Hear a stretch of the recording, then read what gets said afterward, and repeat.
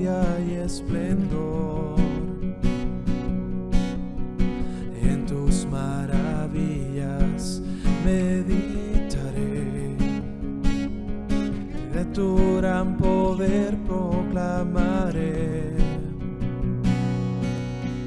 de tu salvación diré y de tus bondades, porque eres más grande de lo que imagino y más hermoso, Dios, de lo que he pensado. Oh, tú eres grande y digno de alabar. En las generaciones te cantarán, en tu misericordia alabarán. Cantaremos juntos del Salvador, que vino y del pecado nos libró. Tú llenas nuestras vidas, por siempre te alabaremos, porque eres más grande de lo que imagino y más hermoso, Dios, de lo que he pensado.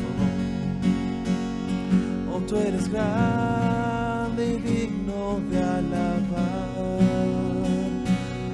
Oh, tú eres grande y digno de alabar.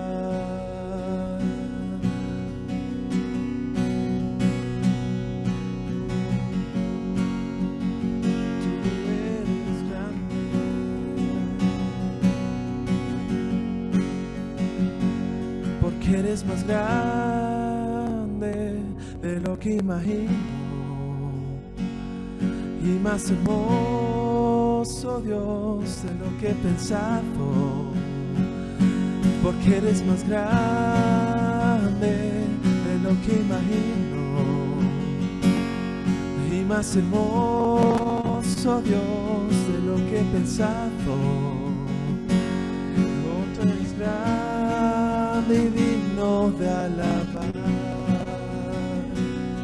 Oh, tú eres grande y digno de alabar. Oh, tú eres grande y digno de alabar.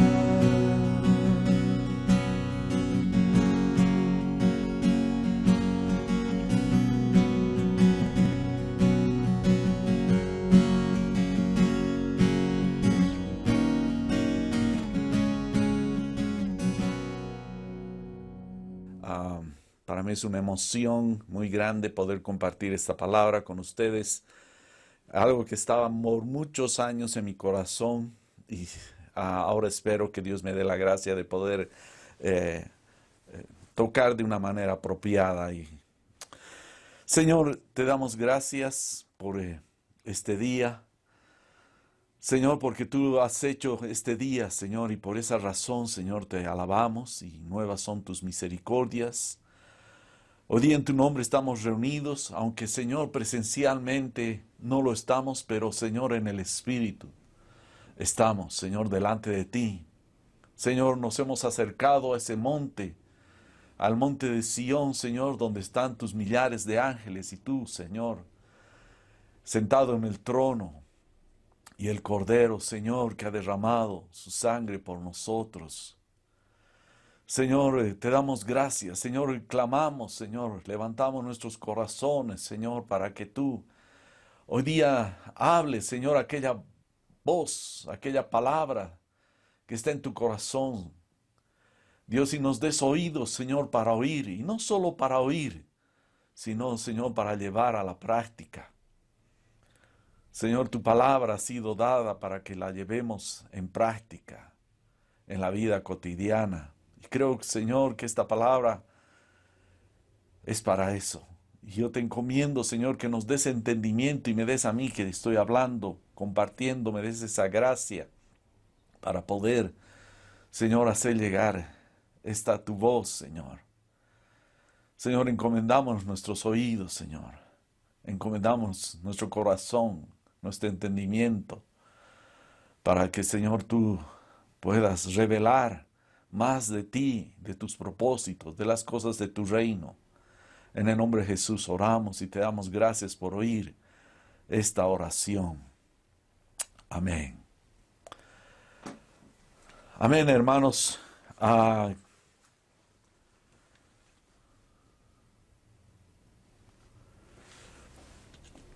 Hoy día yo espero que todos estén con sus Biblias. Vamos a ver bastantes versos, bastantes puntos que respaldan lo que voy a compartir. Le he llamado a esta prédica orando eficazmente.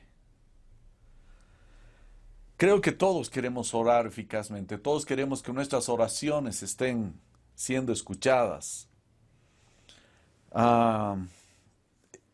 El texto base es Marcos capítulo 11, del verso 12 al 26. Ahora quisiera aprovechar para un poquito mostrar el entorno de lo que estaba pasando en ese momento, lo que nos relata Marcos, y no solo Marcos, nos relata de alguna manera también Lucas, Mateo, y de alguna manera, aunque con otra perspectiva, Juan. Jesús estaba realizando su último viaje saliendo de Cafarnaúm y se subía hacia Jerusalén. Allá tienen el mapa. Estaba donde se ve a la parte superior, es lo que sería Cafarnaúm, cerca del mar de Galilea. Y hace su último viaje y empieza a anunciar su muerte. Ocurren los eventos más tremendos, por así decir, de su último tiempo que estaba. Más o menos, recorrer desde Cafarnaúm hasta Jerusalén, primero llegó hasta Jericó, eran como unos 120 kilómetros, y de Jericó, allá abajo, subir hasta Jerusalén era como unos 25 kilómetros aproximadamente.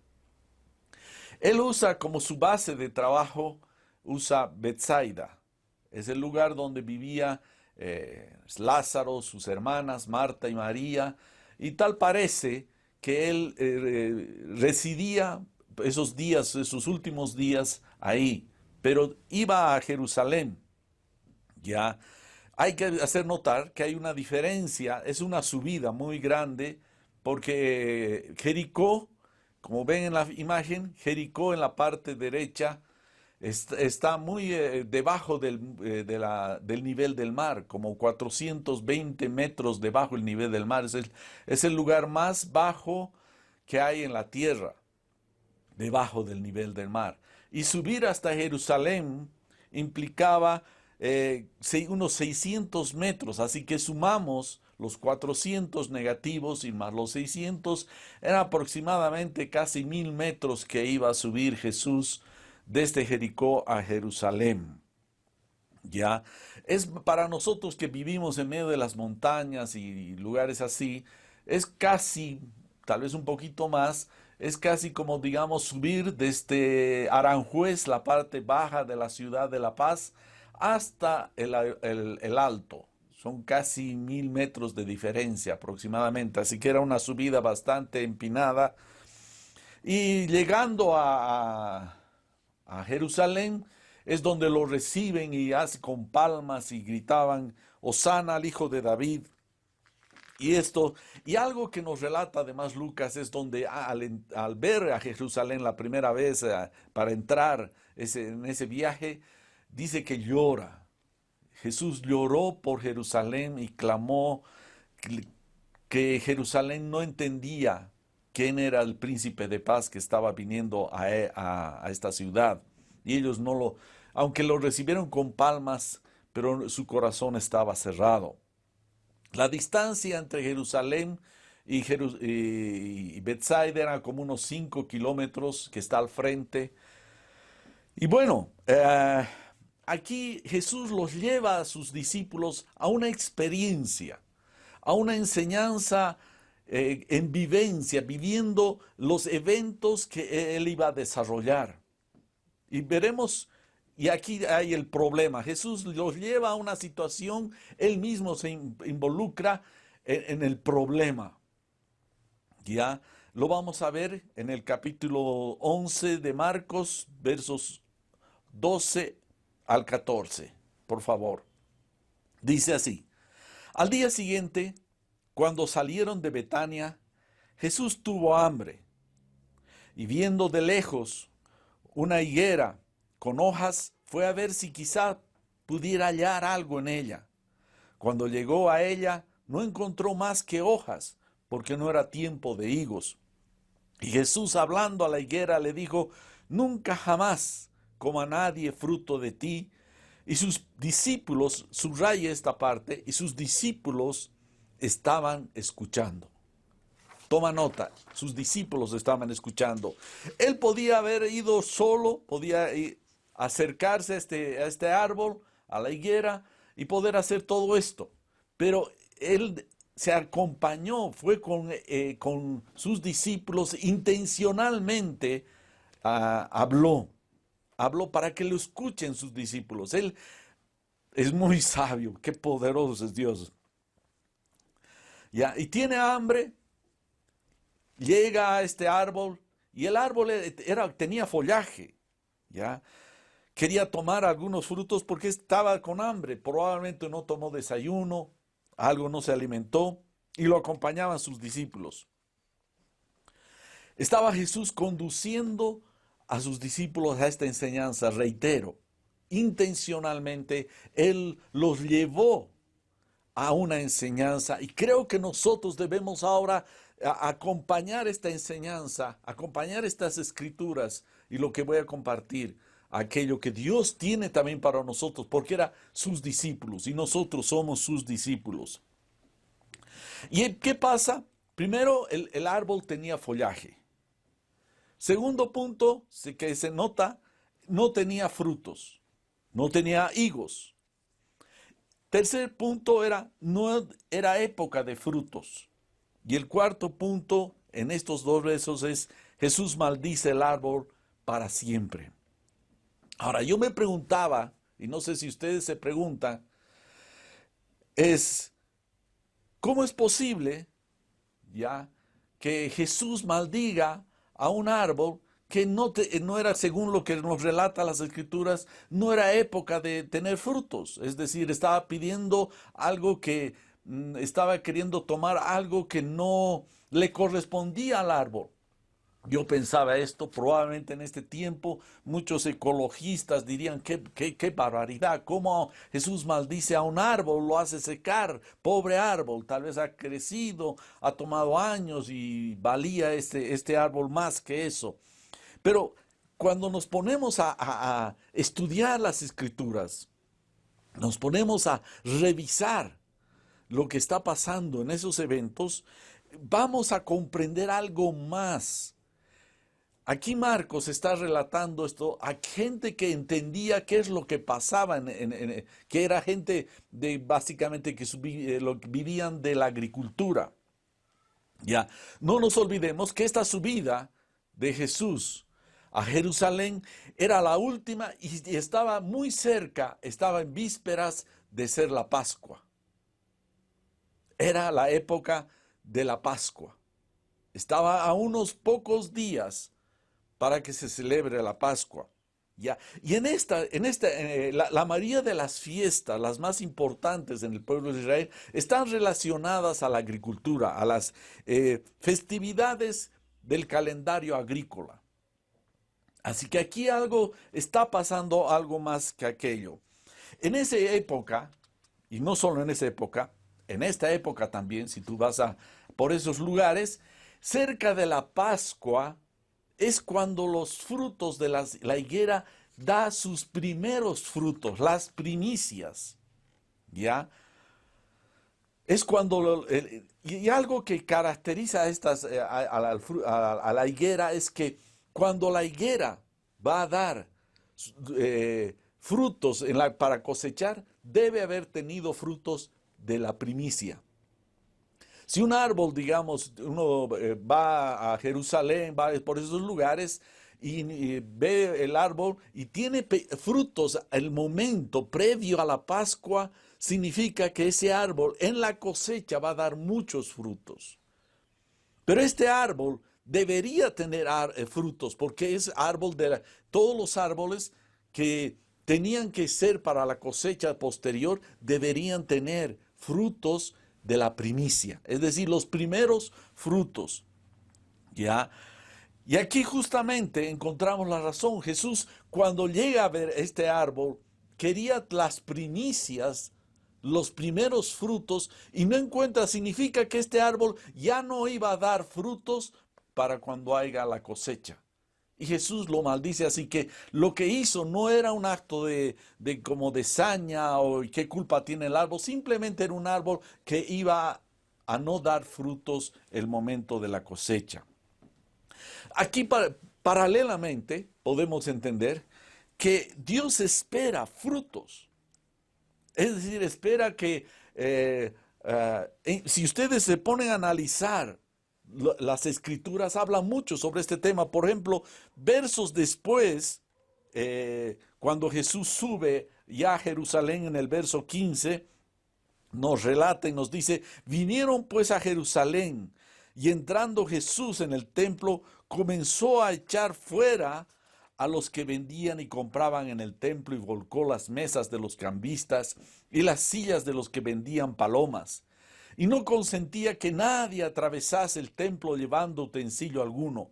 Y les enseñaba diciendo, no está escrito, mi casa será llamada casa de oración para todas las naciones, mas ustedes la han hecho cueva de ladrones. Y lo oyeron los escribas y los principales sacerdotes y buscaban cómo matarlo, porque le tenían miedo, por cuanto todo el pueblo estaba admirado de su doctrina. Este árbol, vemos que tenía follaje, pero no había fruto. Y Dios quiere el fruto. Nadie quiere un árbol que simplemente sea ornamental. Uno prefiere, si tienes un árbol de higos o un árbol de duraznos o de damasco, tú quieres el fruto, lo pones ahí por el fruto. Y Dios hace lo mismo. No quiere nuestras vidas de follaje, es decir, de ritos. Esto es lo que encontró Jesús en Jerusalén. En Jerusalén había el templo, había los sacrificios, pero en la vida cotidiana más se dedicaron al comercio. Se dedicaron simplemente a hacer una vida alrededor puedes decir, de la vida religiosa, pero era puro follaje. No había una vida de entrega, consagración. Y yo pienso que la oración es una vida de consagración en el cristiano. Lo primero que uno hace, como el niño cuando nace y echa el grito, al nacer así, el cristiano es a lo que ora. La oración para nosotros es nuestra existencia, nos muestra una vida espiritual. Si vemos después en Marcos capítulo 12, Jesús también habla, Marcos relata sobre lo que habla Jesús respecto a los trabajadores y el dueño, y cómo el dueño envía para recoger los frutos. Recoger los frutos. Este es muy importante. Lucas en el capítulo 13, versos 6 a 9, relata la parábola de Jesús con similares condiciones que cómo es la vida de Israel, que es aquel dueño que tiene un árbol y no le da fruto y trata de abonar ese lugar y le dice a su obrero que trabaje, que lo abone para ver que si va a dar fruto. Esto es reiteradamente. No solamente nos habla eso en el Nuevo Testamento, sino en Miqueas 7, 1 a 7, no voy a tocar porque no es el tema principal. Sin embargo, es algo que nos llevar a entender que Dios quiere fruto en nuestra vida. Como decir que Él se alimenta del fruto de la vida de su pueblo. ¿Ya? Entonces vemos que hay un problema con Jesús, volviendo a la historia. Jesús tiene hambre, va a recoger fruto de este árbol de la higuera y no encuentra nada. Tenía follaje, pero no tenía nada. Hay un problema. Jesús nos está mostrando paralelamente una enseñanza de que en la vida hay problemas, hay dificultades. ¿Tú tienes problemas? Todos. No hay persona en el mundo que pueda decir, yo no tengo ningún problema, a menos que hayas perdido el sentido de tu existencia. Ese también es un problema. Pero todos pasamos problemas, todos tenemos desafíos, algunos pequeños, cotidianos, otros un poco más grandes y algunas veces llegan los más pesados y los más difíciles. Entonces todos tenemos problemas. Jesús tenía ahí un problema, tenía hambre, quería comer. Nos está llevando, nos está tratando de introducir a un principio del reino de Dios. Aquí ya no usa una parábola, aquí usa la vivencia con sus discípulos. Entonces entramos a la evidencia de la fe. Hemos visto en los versos 11 y 12. Jesús estaba operando ya en el mundo invisible cuando Él dio una voz. Él manda al árbol y le dice, y lo maldice. Ahora, no nos olvidemos que Él maldijo, pero ese rato no se secó. Tardó, por así decir, el evento hasta el día siguiente, cuando, después ya lo vamos a ver, se nota Pedro de que el árbol se había secado. Es decir, y esto nos está dando otra enseñanza. Él podía hacerlo inmediatamente que se seque, por supuesto que sí, pero nos está enseñando que muchas veces, por lo general, cuando se ora con fe para cosechar, hay un tiempo de espera muchas veces para ver efectos. Es eso lo que nos dice Hebreos. Tengo en una versión, en Hebreos, en el capítulo 11, verso 1, dice así, ahora bien, la fe es la certeza. Esta es una versión NBLH que me gusta mucho, que está dando a entender lo que es la fe. Dice, ahora bien, la fe es la certeza, sustancia de lo que se espera, la convicción, demostración de lo que no se ve. Es decir, cuando hay fe, en ese momento, cuando hay la convicción en el cristiano que está orando, ya se está formando en el mundo espiritual, es la materia prima, se está gestando en el mundo invisible lo que va a pasar después en el mundo visible. Ya continuaremos en el capítulo 11, versos 20 al 21. Vamos a ver. Por la mañana, cuando pasaban, vieron la higuera seca desde las raíces. Entonces Pedro, en el verso 21, acordándose, le dijo, Rabí, mira, la higuera que maldijiste se ha secado. Ahora Jesús estaba llevando, otra vez vuelvo, en toda su gloria, estaba de una manera sencilla en la vida cotidiana, en el quehacer que estaba haciendo Jesús en ese momento con sus discípulos, los está encaminando a una enseñanza. Intencionalmente vuelven a Betania, duermen ahí y al día siguiente Jesús pasan por cerca del árbol de la higuera. Y Pedro, dice, acordándose, le dijo, Rabí, mira la higuera que maldijiste, se ha secado. Pedro siempre rápido. Yo creo que lo tenía Jesús intencionalmente a Pedro porque hace generar enseñanzas, hace generar respuestas de Dios a las reacciones de Pedro.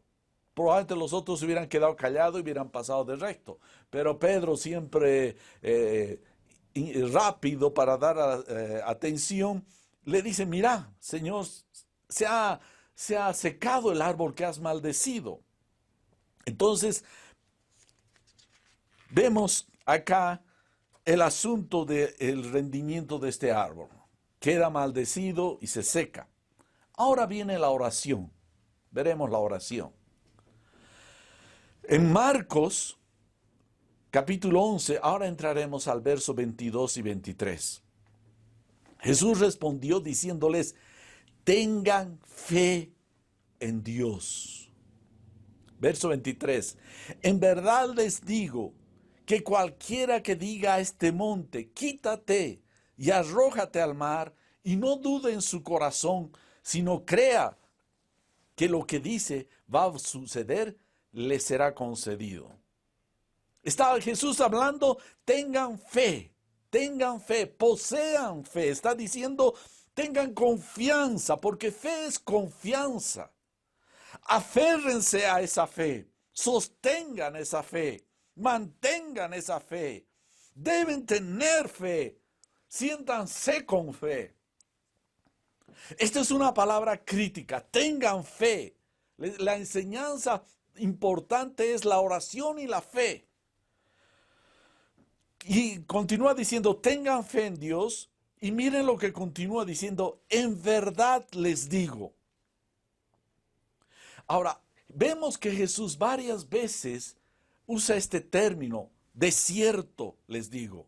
En otras versiones lo pone, desierto les digo. Esta palabra desierto les digo es la palabra amén. Les está diciendo amén. Amén cuando estamos diciendo no es simplemente un término, digamos, moderno o cristiano, amén, amén. Cuando uno está diciendo amén, está diciendo eso es cierto, eso es verdad. Jesús está diciendo amén, amén. Esto es cierto, esto es verdad. Y cuando Dios está diciendo esto es cierto, el hombre debe procurar, el cristiano debe procurar en su corazón creer. Creer. No se olviden, y vuelvo a un término que me gusta mucho usar, de Adán y Eva. Cuando Dios le dijo ciertamente, estaba diciendo básicamente, le está diciendo, Adán, amén, así será, vas a morir si tomas de este fruto. Y se cumplió. Aquí Dios está diciendo, amén, Jesús le está diciendo, amén, amén. Está reconfirmando este amén, ¿ya? Es generalmente cuando Jesús va a decir, dice amén, es que lo que va a continuar diciendo es verdad y debemos pararnos, debemos esforzarnos a pararnos sobre esa palabra. No simplemente repetir amén, no follaje, tiene que haber fruto. Ya, está diciendo que lo que después de decir de cierto te digo, va a dar una revelación del reino de Dios. Ya, está tratando Jesús de llamar la atención de aquello que va a la continuación expresar. Es una verdad que se cumple totalmente. Esto es lo que se llama reafirmar. Ciertamente, está asegurando. Así que es lo que va a decir cada vez que dice Dios o Jesús en su palabra, en los evangelios, si es cierto, está diciendo amén, así es. Así es. Y continúa diciendo cualquiera que diga a este monte. Ahora, ¿qué es ese monte? Ese monte puede ser, nosotros estamos llenos de montes, montañas.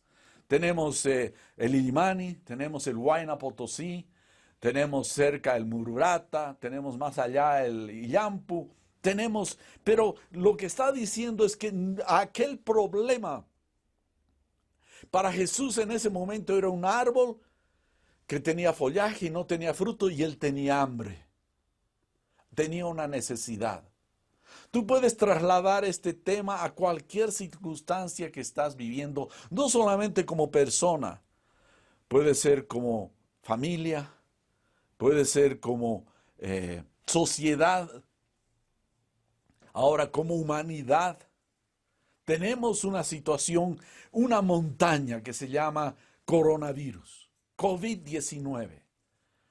Tenemos a veces problemas cotidianos en el trabajo.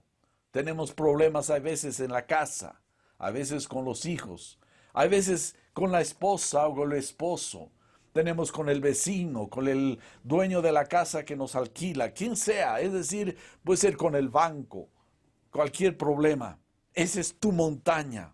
Él está diciendo, cualquiera que diga a este monte, ya, Ahora, esto no es este evento no es en lo que tú dices, sino es tu fe en Él. Aquí viene un pequeño quiebre que es común. Ahí me gusta mucho ver la iglesia orando. Me gusta ver la iglesia que se le está levantando, a veces por Zoom. Y no me refiero solo a la congregación, me refiero también a las otras congregaciones. Y a veces están haciendo reuniones comunes para orar. ¡Qué lindo! Es hermoso. Es hermoso reunirse a orar. Pero esta oración debe tener el evento de fe. Y yo creo que si oramos es por fe, pero hay un problema. Todas las religiones casi, por así decir, de alguna manera oran. Los musulmanes son todavía mucho más rigurosos en su oración a cierta hora, a veces 4 o 5 de la mañana. Uno está en esos países y escucha con sus parlantes llamando a toda la población, haciendo oraciones, y hay veces que los agarran en el camino y se tienen que parar, sacan su alfombra y se ponen a orar. La cuestión es no lo que tú oras simplemente, sino quién es, a quién estás orando. Este es el punto crítico. Porque podemos hacer de nuestra oración una letanía, casi como podría decir un rezo, una repetición fría, seca. No es el hecho simplemente, la oración hace a quién estás orando. En este caso al Dios vivo. En este caso nos estamos acercando a aquel que dice amén, a ciertamente, ciertamente. Entonces no es lo que tú dices, lo que estás diciendo, sino tu confianza en quién está oyendo tu oración. Porque ahora hay mucho de ese término, yo reprendo, yo ato, yo decreto, no es lo que tú haces, sino quién oye lo que tú pides y oras. Ese es lo que hace la oración, porque en ese momento nos estamos volviendo autoconfiados de que yo decreto, yo mando, yo digo, yo reprendo, yo ato, lo que sea. No es lo que tú, sino quién oye, y eso lo vamos a ver con más detalle. Seguiremos viendo. Entonces, tenemos todos desafíos. ¿Ya? Jesús, cuando está diciendo este monte, está usando la figura retórica hipérbole, que significa agrandar, está agrandando esa montaña. Para él ese momento, como les dije, era ese árbol de higuera que no tenía fruto, él tenía hambre, había una necesidad y no había una respuesta de parte de de esa higuera. Entonces Jesús está diciendo, cualquiera que diga a este monte, a tu monte, ¿cuál es tu monte, hermano? Está Jesús aumentando de alguna manera, casi como decir, exagerando para hacer resaltar la enseñanza. Lo que Jesús estaba diciendo era a los creyentes que crean sinceramente en Dios, que no importa el problema, de qué tamaño es tu montaña, el problema ahí delante, Él es poderoso. Él puede disponer a los que creen en Él de manera que cambiar. Entonces, ¿qué dice? Continúa diciendo, entonces aquel que dice, que a cualquiera que diga este monte, y no dude, no dude. Aquí es el tema de la fe. Todo depende si dudas. Ahora, hermano, yo siempre dudo, no sé qué pasa. Necesitas crecer y esto toma tiempo. Desarrollar tu fe, tu confianza en Dios, tu certidumbre en Dios. Es lo que dice Santiago cuando hay duda. Capítulo 1, versos 6 al 7 dice, eso sí, debe pedirla con seguridad de que Dios se la dará, porque los que dudan son como las olas del mar, que el viento lleva de un lado a otro. No piense, pues, ese hombre que recibirá cosa alguna del Señor. Es decir, la duda frena, paraliza el mover del poder de Dios. Y no te frustres, tal vez a mí me pasa, hay veces mi corazón está luchando en medio de circunstancias de adversidad Y mi fe está luchando por saltar del mundo que me rodea a apoyarme, a ver el poder de Dios. Todos tenemos esa lucha. Y necesitamos crecer en esa revelación de Dios y su poder. ¿Cuál es la supereminente grandeza de su poder que opera en los que creemos? Es lo que debemos crecer, hermano, porque la fe se desarrolla. Eso es lo que dice en 2 Corintios 10:15. Si tú ves, hay un desarrollo de la fe. Hay un desarrollo, aunque originalmente la fe cuando nos entregamos al Señor es un don de Él, pero esa fe tiene la capacidad de irse desarrollando. Y no es del día y a la noche y al día siguiente ya todo cambió, no. Es un desarrollo paulatino. Ya. Entonces seguiremos. ¿Qué dice de que cuando tú digas a ese monte, ya, dice, Él concederá? Él llevará a cabo cuando hay la fe. A veces yo le digo a Dios, Señor, mi fe es como el dibujo de un bebé, de un joven, de un niño que se acerca y le muestra el cuadro que ha dibujado. A veces uno ve ese cuadrito y es dibujos de medios rústicos. Yo le digo, Dios, hay veces mi fe es así, pero ayúdame. Ayúdame. Le será concedido. Dice, ¿qué? Le será concedido. Este es un don de Dios. La concesión es un don de Dios. No es lo que tú grites, yo gato, yo decreto, yo mando, yo digo esto. No, es que Dios decrete, es que Dios mande, es que Dios te conceda una respuesta a tu oración. Y eso es conforme a la fe. Entonces ya hemos visto, primero, que hay un problema. Para Jesús el problema era el árbol que no tenía fruto. Y después, el paso segundo es la oración. Todos tenemos problema. Y cuando no oramos y tratamos de resolver sin oración, es andar en nuestras propias fuerzas. Pero si recurrimos a Dios en oración, Él concederá, si has tenido fe, a tu oración. Y toma tiempo, hermano, lo que les decía. Para Jesús maldijo ese árbol, al día siguiente ya apareció seco ese árbol. Tú oras, la respuesta probablemente, hay veces pasa que es inmediato, pero probablemente va a tomar su tiempo. Va a tomar su tiempo y no decaigas. Entonces entramos ahora a la fe en acción. Este es punto crítico. Hemos visto el problema, hemos visto, se ora y ahora vemos la fe en acción. Ahora, ya hemos hablado sobre la fe, ¿no es cierto? Hemos visto sobre el capítulo 11, verso 1 de Hebreos, pero veremos lo que dice aquí, continúa en el verso 24, capítulo 11 de Marcos. Por eso les digo que todas las cosas por las que oren y pidan, crean, es decir, oren, pidan y crean que ya lo han recibido, les será concedidas. Por eso les digo, Él está diciendo, aquel que está diciendo, que dijo un día en la creación, sea la luz, ahora nos dice, por eso te digo. Nos está dando cómo se mueve el poder de Dios en la vida del cristiano, en la oración, Por eso dice, oren, pidan, crean. Las tres cosas de la oración que hacen mover la fe en acción. Todas las cosas, cuando está hablando de todas, está hablando de un sustantivo contable, que individualmente se suman.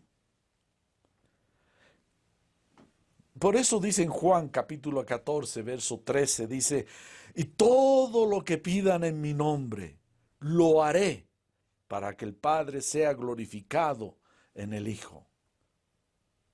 Muchos hermanos, muchas personas no tienen vivencias de fe. Y esas vivencias de fe son críticas porque puedes percibir y palpar a Dios vivo obrando en ti. Aquellas personas que no caminan en la fe, simplemente están en la reunión, cantan, hacen todo, pero no tienen vivencias de fe. Hermano, debes tener cuidado si tú eres uno de ellos. Porque esos eventos de Dios respondiendo tu oración van a marcar tu alma de que Dios está vivo. Y es crítico tener desarrollado este tema cada vez más en lo ser posible, la fe. ¿Ya? Por eso les digo, todas las cosas. Juan 15 dice, Juan 14, verso 14 dice, si me piden algo en mi nombre, yo lo haré. Yo lo haré. Juan 15, 7 dice, si permanecen en mí y mis palabras permanecen en ustedes, pidan lo que quieran y les será hecho. Ahora, aquí está aclarando respecto a las peticiones, porque yo puedo pedir, Señor, dame un Rolls Royce. Hay corrientes dentro de la iglesia que este tema de la fe han tergiversado a la parte del confort, de la vida de placer, de la vida de la abundancia, de la vanidad. Y este es el peligro en la iglesia. Cuando todo ese tipo de oraciones donde están pidiendo simplemente abundancia y no están llenando su corazón para las cosas espirituales, es un peligro. Aquí está diciendo, si mis palabras permanecen en ustedes, pidan lo que quieren. Está aclarando, en la oración debe haber fe, pero debe estar conducida dentro de los propósitos y el sentimiento de Dios para nosotros. Así lo reafirma en 1 Juan, capítulo 5, verso 14. Dice, y esta es la confianza que tenemos delante de Él, que si pedimos cualquier cosa conforme a su voluntad, Él nos oye. Y si sabemos que Él nos oye en cualquier cosa que pidamos, sabemos que tenemos las peticiones que le hemos hecho. Que ya lo hemos puesto ahí en paréntesis, ya lo hemos recibido. Es decir, la fe actúa con todo nuestro ser. Ya nos imaginamos recibiendo esa misericordia de Dios a nuestra oración. Ese creer que ya lo has recibido. Está en pasado ahora visto, algo ha pasado. Jesús en ese momento lo hizo por fe, maldijo, nunca más coma de ti nada, ni ningún fruto, nunca más, maldijo. Él, yo estoy seguro, no dudó en su corazón. Él era Dios, y dirá uno, claro que era Dios, pero él también creía, porque era ser humano como nosotros. Él maldijo y se apoyó en su Padre. Él ya lo vio el árbol como ya seco, y cuando retornaron al día siguiente estaba seco. Se había realizado esa sustancia, esa materia prima se hizo realidad. Cuando tú estás orando con fe y confías plenamente en Dios, te imaginas ya la respuesta. Ahora va a venir embates de duda, de circunstancias, el que sigue para aparentemente el problema, el árbol no se ha secado. ¿Qué está pasando? Pero si tú vas creyendo, vas creciendo en tu fe, Dios va a responder tu oración.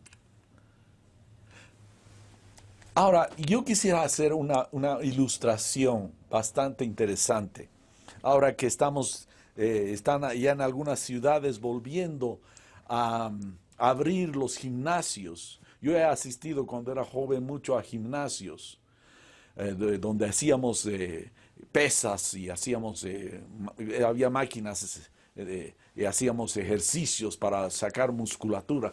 Yo me imagino a veces los cristianos que estamos, nos preparamos, nos ponemos nuestro traje sport, de deporte, nuestro deportivo, nuestras zapatillas deportivas, vamos al gimnasio, entramos ahí todo emocionados, ¿o no? Y nos sentamos en los banquillos y empezamos a ver a los que levantan las pesas y ves cómo están transpirando y cómo están haciendo ejercicios, algunos musculosos, algunos ya con unos cuerpos atléticos, deportistas. Pero tú te sientas, estás con tu traje, estás con tus zapatillas, vas al gimnasio, pero no llevas a cabo el ejercicio. Tal vez hasta lo ves a los gimnastas transpirando y tú transpiras sentado en tu banquilla junto con él al percibir la emoción de lo que está viviendo esos gimnastas, esos atletas, ¿no? Termina el tiempo, te levantas y te vuelves a casa, te sientes tal vez musculoso, pero te ves en el espejo y no ha cambiado, tal vez has engordado un poco más. La fe es así, hermano. Si tú no llevas a práctica y luchas esta batalla de la fe, de creer, de confiar, empezando por los eventos, los problemas, las montañitas, vamos a decir las pequeñas montañas en tu vida, cuando vengan las grandes va a ser muy difícil. Cuando uno va al gimnasio y levanta pesas, primero empieza con las que puede y te vas dando cuenta que tus músculos van creciendo, van fortaleciéndose, van siendo más fuertes. Puedes ya levantar pesas un poco más grandes, más pesadas y otras más grandes. Y al final te das cuenta, caramba, que has mejorado tu musculatura y ya puedes levantar pesos más grandes. Igualmente es la fe. Empieza por tus problemas pequeños. Si no puedes, dile, Señor, ayúdame. Pero no digas, hermano, aquí enseñamos sobre la fe, pero no veo que me cambie el corazón, porque tienes que llevar a la práctica. La fe es práctica. Práctica. Y empieza con los pequeños desafíos de tu vida cotidiana. Con los pequeños pesos. Y empieza poco a poco más, y más, y más, y más. Y irá creciendo poco a poco tu fe, tu experiencia en Dios, tu vivencia de Dios. Será más intensa. Es por eso que Pablo en Efesios dice que oraba por revelación, etc. Y la tercera oración que hacía Pablo es para que entendamos cuál la supereminente grandeza de su poder, que opera, que obra los que creemos. Hermano, no te defraudes si ves tus músculos, que te ves ahí en el espejo y tus músculos de fe son muy débiles. Empieza aunque sea con ligas. Levanta pequeños pesitos, por lo menos la taza. Y hablo figurativamente. Empieza por las cosas pequeñas. Empieza. Y empieza a entrenar y Dios va a ir respondiéndote poco a poco. Pero no te olvides que hay tiempo de espera y en ese tiempo de espera hay que mantener la fe. Y cuando vayas viendo las respuestas de Dios en tu vida, tu fe se fortalecerá, se afirmará. Esto no lo doy yo con esta prédica. Y tú no vas a tener fe con mi prédica simplemente. Y vas a decir, ahora tengo fe y voy a mover el imán y de aquí. Y este árbol que está acá lo voy a sacar. No. Empieza por las cosas pequeñas de tu vida cotidiana. Tus pequeñas montañas. Tus pequeños desafíos. Tus pequeños problemas. Y empieza a crecer y confiar.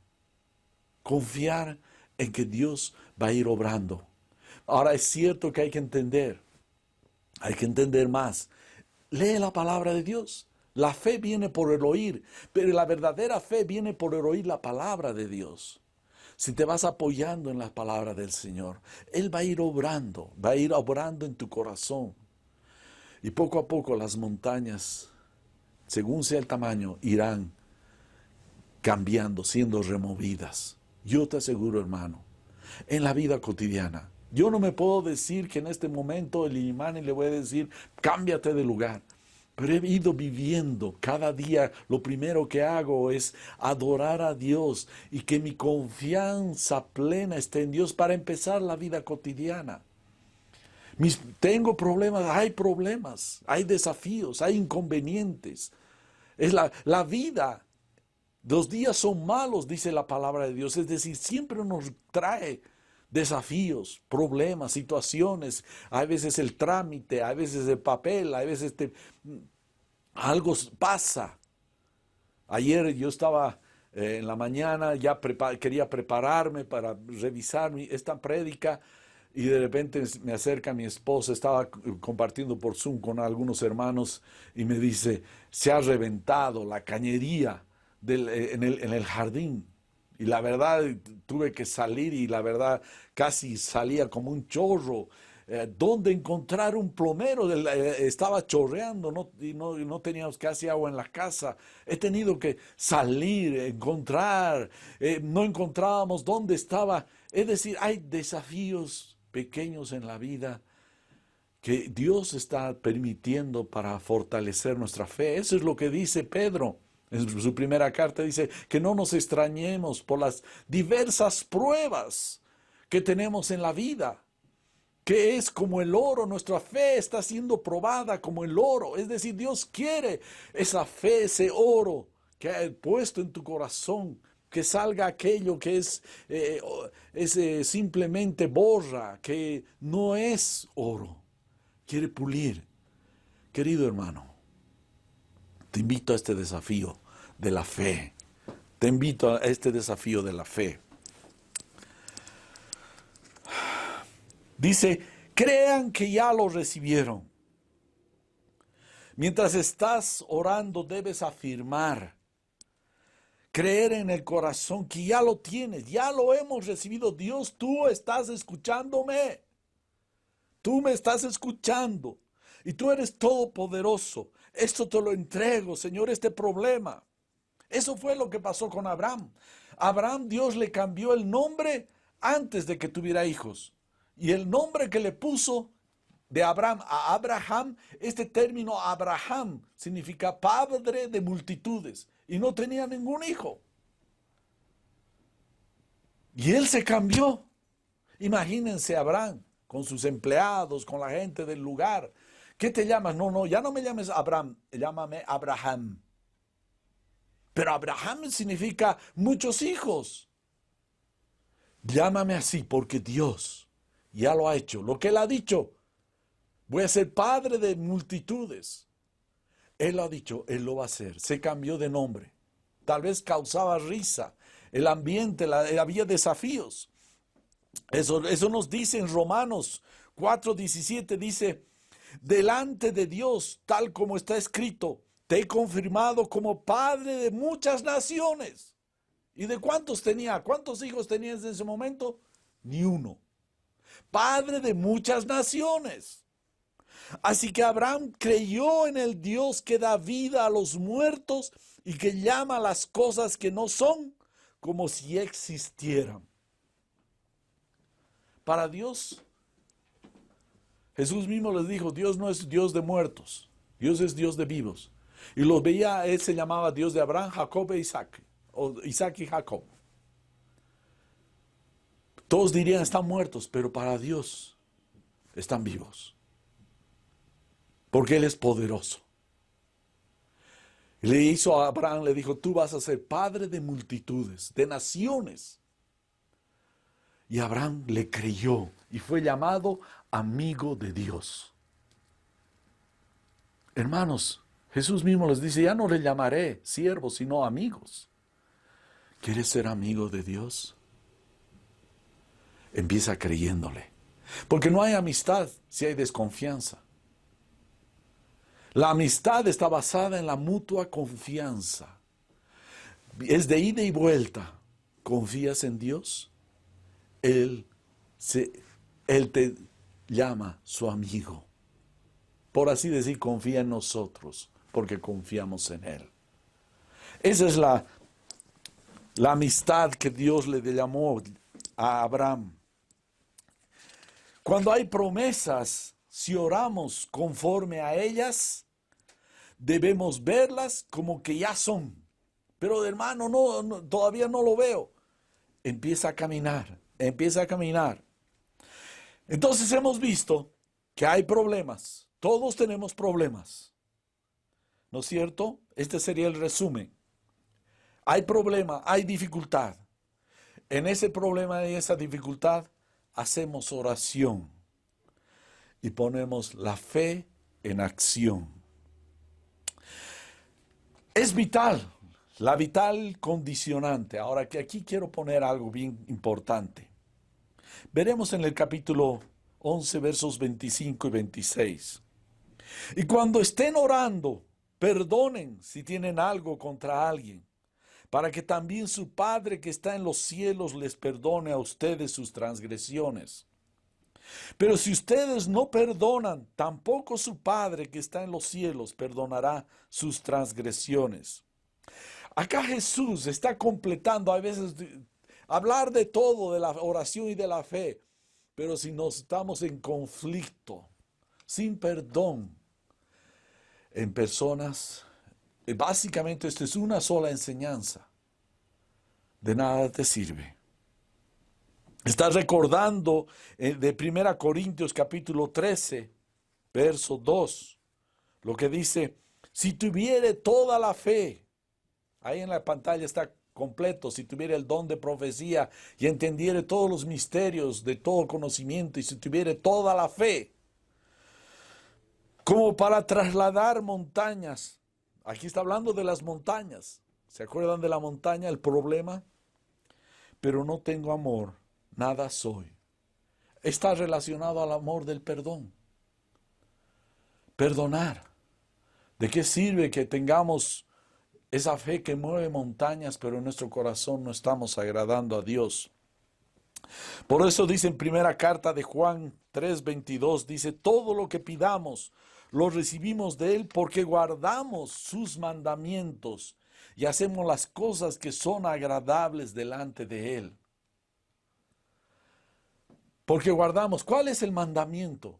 Este mandamiento les doy, que se amen unos a los otros como yo les he amado. Ese es el gran mandamiento. El gran mandamiento es amar a Dios sobre todas las cosas y amar a nuestro prójimo, a nuestro hermano. De nada nos serviría doblar rodillas y estar en conflictos. Por eso Pablo dice, esto quiero que todos los hombres levanten las manos sin ira ni contienda, sin peleas, sino que haya perdón y amor. Y eso nos podemos recordar cada día, cada momento. Hay veces tenemos circunstancias queriendo y hay veces sin querer, donde podemos ofender o nos pueden haber ofendido. Es la verdad, hermanos. Estamos entre seres falibles, pero tiene que haber perdón. De nada sirve doblar rodillas, reclamar la montaña se mueva, etcétera, etcétera, si en nuestro corazón no hay perdón. Y eso es cada día. Y hay veces, muchas veces al día, debemos tener una relación, quitar de nuestro corazón conflicto, quitar de nuestro corazón algo que nos han hecho daño, o algún miramiento, o alguna susceptibilidad. Ya, es así. Por ejemplo, con tu esposa. Si tienes conflicto, tienes que perdonar y aceptar totalmente, o con tu esposo, o con tus hijos. Siempre un perdón fresco. Así como la fe debe ser fresca cada día, nuestra oración debe ser fresca. Nuestro perdón, nuestro amor debe ser hoy día fresco. Un corazón sin ira ni contienda. Entonces, hemos visto que en esta parte sobre la oración será eficaz solo con fe. La duda hace ineficaz la oración. Cuando ores, concéntrate en tener perdón a cualquier ofensa. Cualquier ofensa. Ora creyendo que ya recibiste. Visiónalo como recibido lo que has orado. Amén, hermanos. Entonces hemos visto esto así sobre la oración y ahora con respecto a toda la prédica. Primero hemos visto hay problema. Jesús tuvo el problema. Ese árbol no daba fruto, no tenía fruto y él tenía hambre, tenía una necesidad. Ese es un problema. Hay un inconveniente, hay un estorbo a nuestra necesidad apremiante, real delante de Dios. Porque el hambre es algo necesario. Segundo, hemos visto la oración.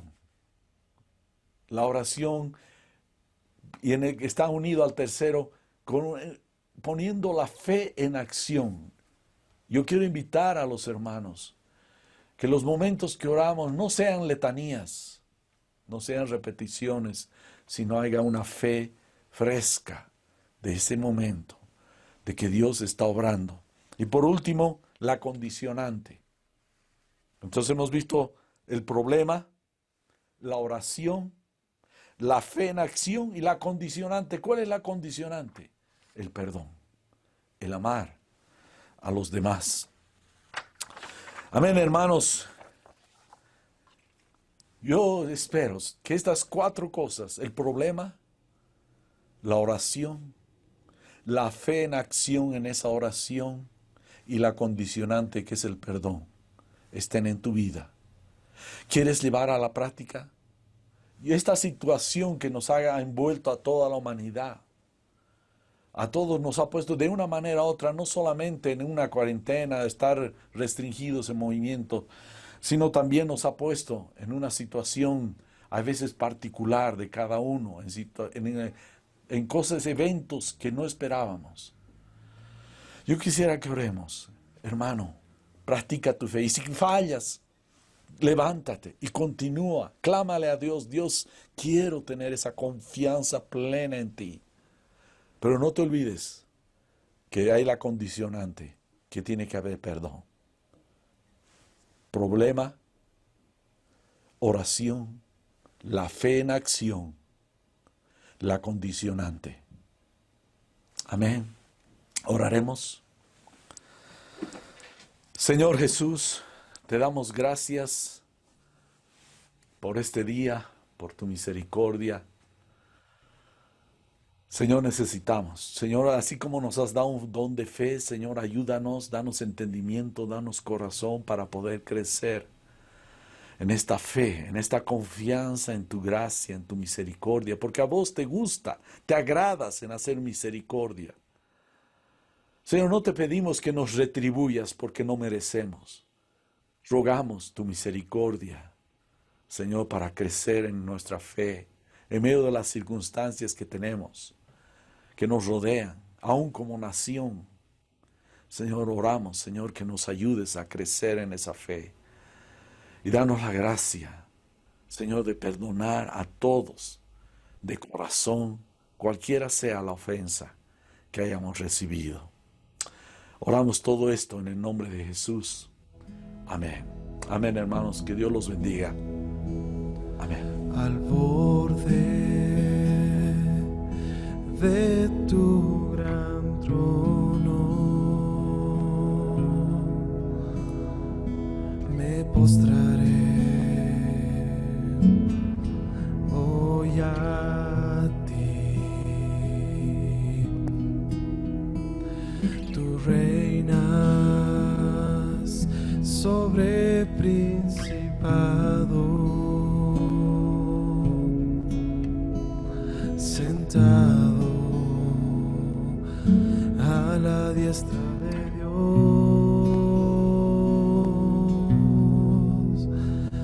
Exáltate, oh gran Cordero, tú vives hoy y vivirás.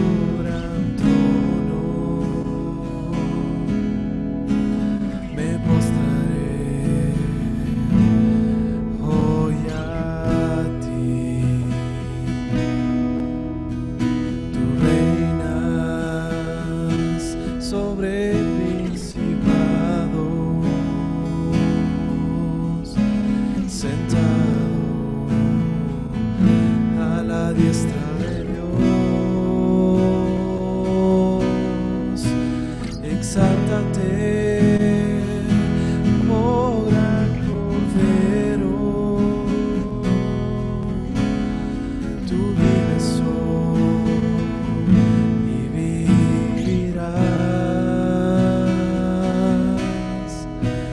Corónate con mi alabanza. Tu nombre, el vencedor. Exáltate, oh gran Cordero. Tú vives hoy y vivirás. Corónate con mi alabanza. Tu nombre, el vencedor. Tu nombre es el vencedor. Tu nombre es el vencedor.